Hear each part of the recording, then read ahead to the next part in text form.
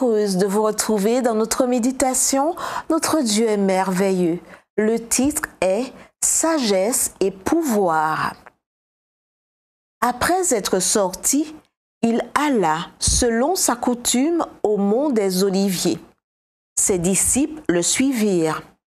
Arrivé à cet endroit, il leur dit « Priez afin de ne pas entrer en tentation ». Luc 22, versets 39 à 40. Comment Judas a-t-il pu trouver Jésus aussi facilement la nuit de la trahison?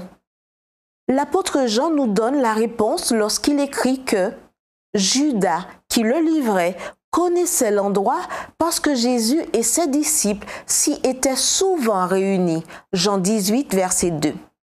Le lieu auquel il fait allusion n'est autre que le jardin de Gethsémani, situé au pied du mont des Oliviers, et le Seigneur s'y rendait fréquemment pour méditer et prier. Ellen G. White, Jésus-Christ, chapitre 73, page 615. Il est frappant de constater que le Seigneur avait un endroit où il allait souvent prier. Mais il est beaucoup plus impressionnant qu'il ait prié.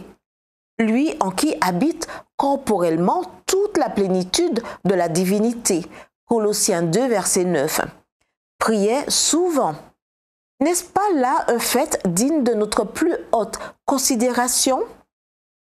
Le témoignage de l'Écriture est que le matin, pendant qu'il faisait encore très sombre, Jésus se levait et se rendait dans un lieu solitaire pour prier. Marc 1, verset 35.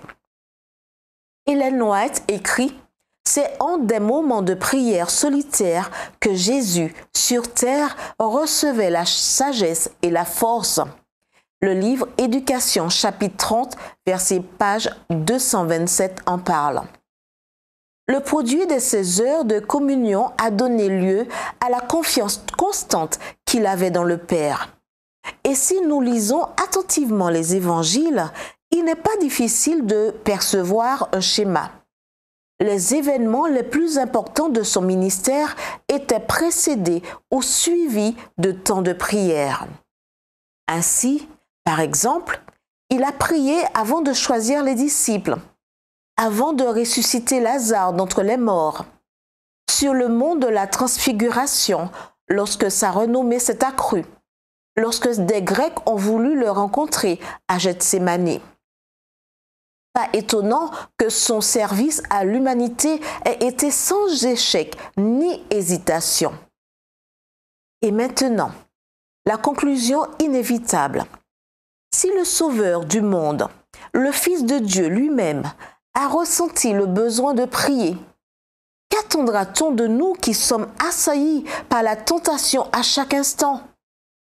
Et si à partir d'aujourd'hui, nous prenions la résolution chaque matin de commencer la journée comme le Seigneur le faisait, c'est-à-dire en demandant au Père la sagesse et la puissance nécessaires pour relever les défis de la journée? Placez constamment devant Dieu vos besoins, vos joies, vos tristesses, vos soucis et vos craintes. Vous ne le fatiguerez pas, vous ne pourrez jamais le lasser. Celui qui compte les cheveux de votre tête n'est pas indifférent aux besoins de ses enfants. Ellen G. White, vers Jésus, chapitre 11, page 152.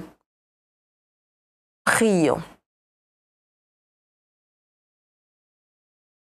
Père céleste, aide-moi afin que rien ne m'empêche de faire une rencontre personnelle avec toi tous les jours par la prière et l'étude de ta parole.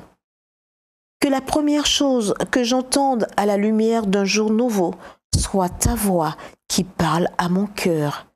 Au nom de Jésus. Amen.